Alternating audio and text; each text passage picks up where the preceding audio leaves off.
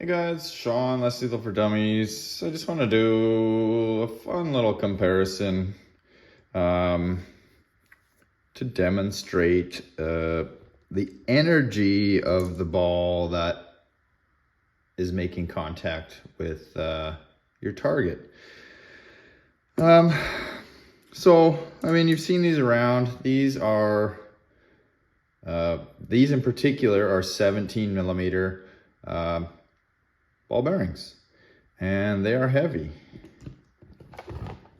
and they weigh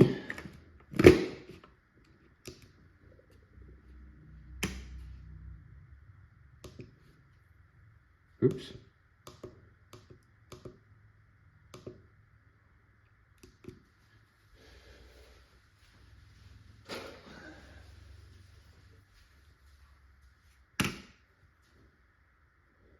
20 grams, we'll call it.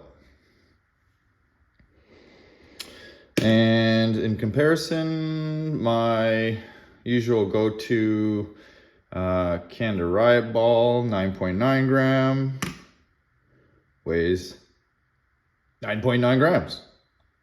And that is one thing I love about these bad boys, is that they are almost always perfect. So,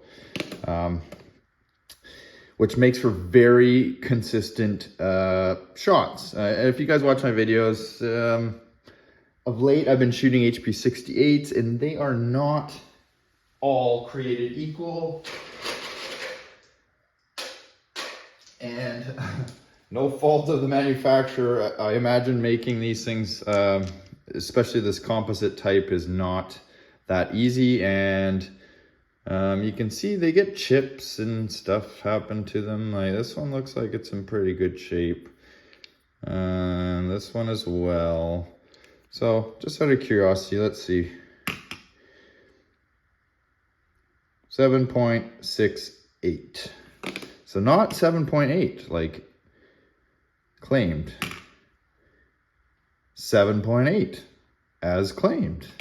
And here's the one with the chip in it. 7.8, go figure, right? It happens. When we're claiming these high numbers, it's definitely something you take into consideration is weighing your actual ammo prior to testing. Now, that's getting a little crazy, but be aware of it any case. So getting back to what I was talking about, 20 grams, 9.9 grams.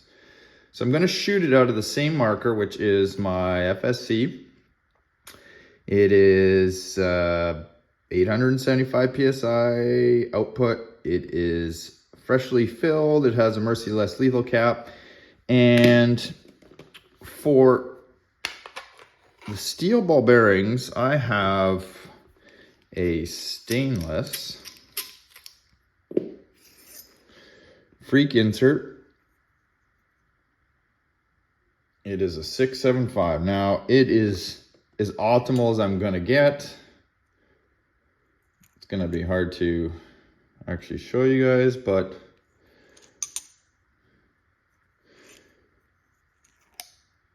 it fits in there pretty nicely. Much better than a test that I did maybe about a year ago.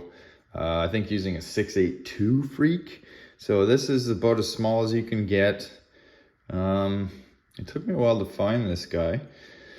So I'm going to test this ball bearing with this Freak. And I am going to test the 9.9 grams with a 684 stainless.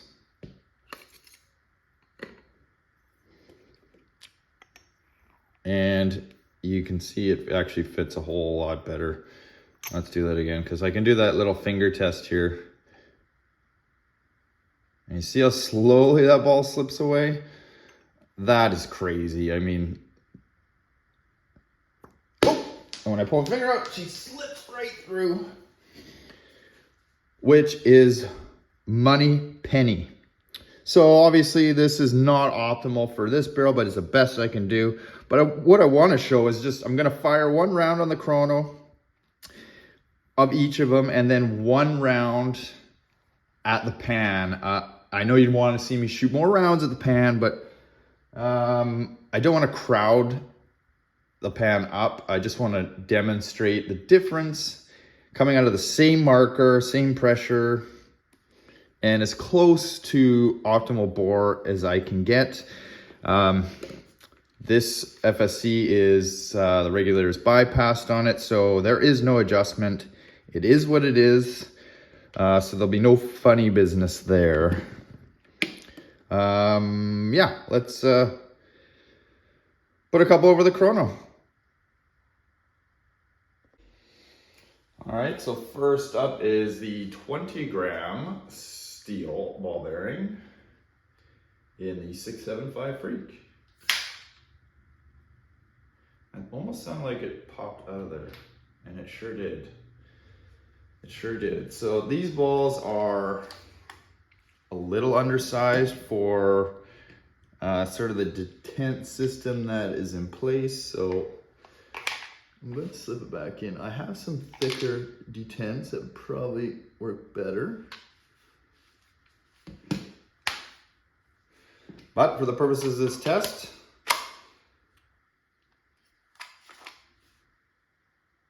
it only proves that these are not ideal rounds, and I'm having a problem getting it to actually get in there good. Well, I'll tell you what. And these are real issues, guys. So I'm gonna load a whole mag here just so I get what's happening. I think is the follower spring in here is just not strong enough to push it into the detents properly. So I'm gonna load a whole mag. So I got 6 in there, but I'm only gonna fire 1. Let's try that again.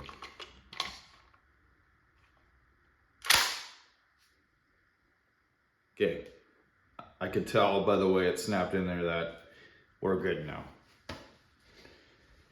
All right, 675 steel ball.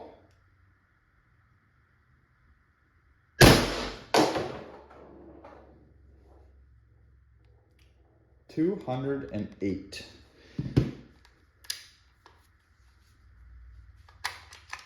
What I'm gonna do is just throw the pan down there. I'll fire 1 round into the pan.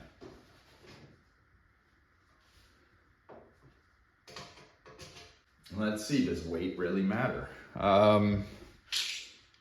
It generally does. It generally does, but speed, feet per second, is always beneficial as well. I mean, shooting around at 200, you can imagine it's gonna lose its trajectory quicker than around traveling at, say, 300. So that can affect your accuracy, but not so much your power.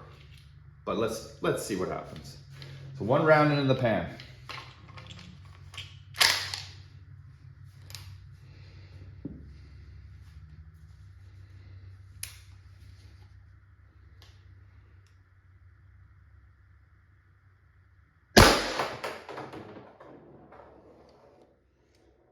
$206, so got the same output. Ditch these out.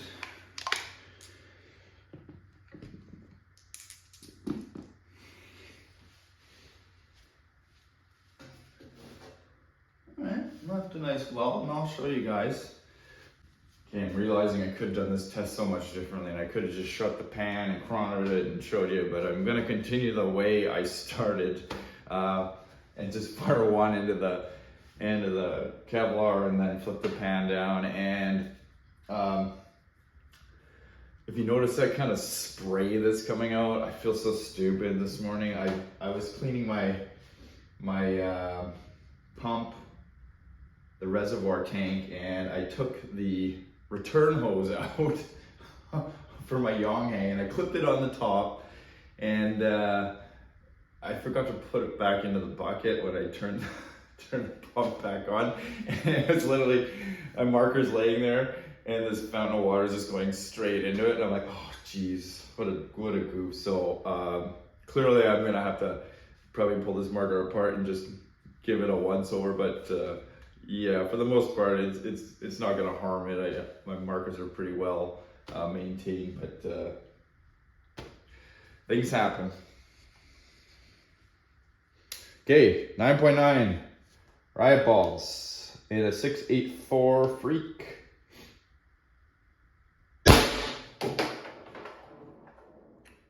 $324.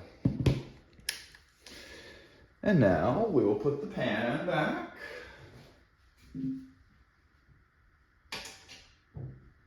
Give old Betty Crocker a whopping. I'm kind of off angle here just a little, just in case he's ricochet, but for the purposes of the test, it's not going to affect the damage too much.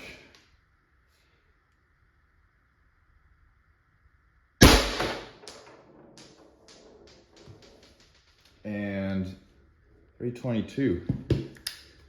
Damn, I think I hit the same hole. No, I didn't. And I'm actually surprised by this. Very surprised, guys. So let me flip the camera down here.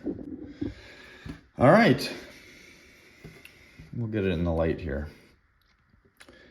That right there was the steel bearing. You can see it did, a fairly significant wallop on that steel pan. And those are the Byrnas from yesterday.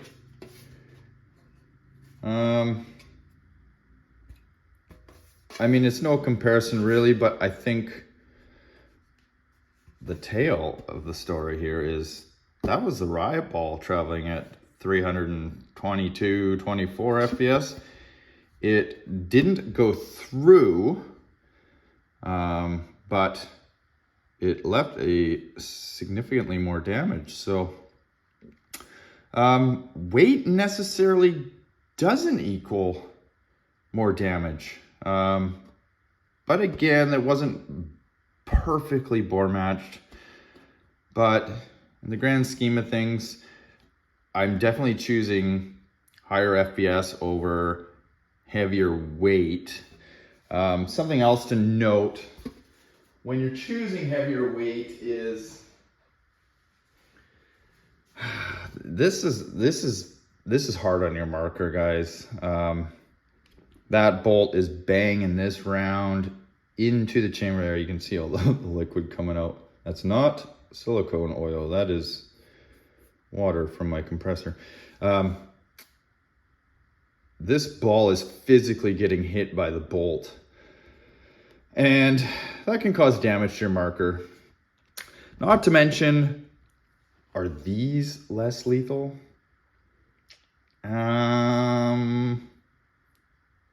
By definition, no. So there may be some legalities involved there. Are these less lethal? That's to be debated because, I mean, riot ball is in the name. I mean, I'm not a lawyer, guys, but my opinion is in a court of law, riot ball probably has more standing ground of being less lethal than a steel ball bearing. And same goes for like a Grimberg round, where they actually market it as a less lethal round. So there's some defense there, but again, this was just a fun test. I wanted to see the damage, and heck, I even proved myself wrong again. These just didn't carry. They didn't demonstrate the same damage. You guys, as usual, don't you love when a plan just doesn't come together? So obviously, you guys can see on the video that the steel ball bearing versus Canon riot ball wasn't exactly a fair test.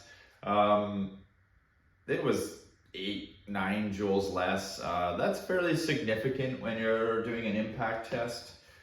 But I have an easy fix for that. And I'm gonna leave the 684 barrel in. And I'm going to shoot also a Canterite ball, but this is a nylon ball. There is no steel ball bearing in this. These weigh 3.7 grams. So they are significantly lighter than the 9.9. So I'll take one shot at the pan and we'll see, does the weight make a difference?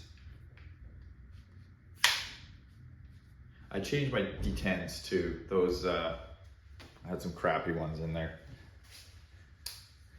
All right, try and put it near the bottom so we can pick it up there. Good.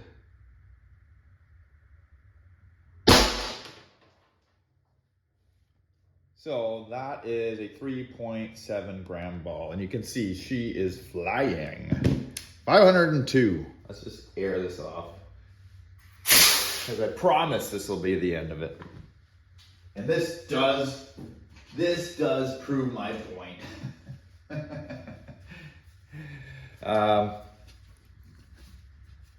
So that was a steel ball bearing at only like 39 joules. I'll have to add, obviously this one, I'll have to do the calculations for you guys. But it is optimally bore matched for that 684, as was the 9.9. But the 9.9 did significantly more damage, and I'm hoping that the joules will be fairly equal here, and the weight showing the difference in the damage. So steel ball bearing 9.9 and that 3.7, it was moving. I mean, it just started to stretch the steel there just a little bit, but still no match for the 9.9. I lied. It proved nothing. So what it did prove is that markers, each marker, depending on how it's set up, likes certain projectiles better. I mean, it blows my mind sometimes, guys, because as long as I've been doing this, some things I didn't test previously, or just didn't really see a need to, because I was getting the results I wanted. But these light nylon balls, here, and I'll demonstrate for you, they are optimally bore matched for this barrel. There you go. It's a slow roll with my finger in the end. But why did they only put up 43 joules and the 9.9s put up 48? 5 joules is probably the difference between that and that. Now, like I said, this was a very strong result, and it just cracked the steel, but 5 more joules, that light round would have done the same damage 9.9 did. So is it ball composition? There's a lot of stuff at play here, guys, and even I am not 100% sure, but more than likely, I'm thinking it's what your marker wants. An example, a Berna, I've tested it over and over again. It loves lighter rounds. It just has performed, it's put up better numbers using lighter rounds and heavier rounds. But this changes everything. Again, one for one, those lighter balls should have been equivalent in the joules, but they were not. They're lighter. Did they catch more wind and slow down? I don't have the means to test that, but what I do have the means to is I clearly demonstrated the same bore size ball did a 48, and then the lighter ball of the same bore size did a 43. I mean, what gives, right? My ball pressure is still, I'm above 2,000. So maybe the steel ball bearing wasn't actually an inaccurate test. Maybe this marker doesn't like really heavy balls, doesn't like really light balls. It likes the just in between balls. Like, you know, it sounds like the Three Bears story, right? But, you know, Goldilocks and the Three Bears. So take what you will from it. This test completely went offside, and I apologize. The video is a little longer than I anticipated, but there's some good info there. Test your markers depending on what you're looking for out of it.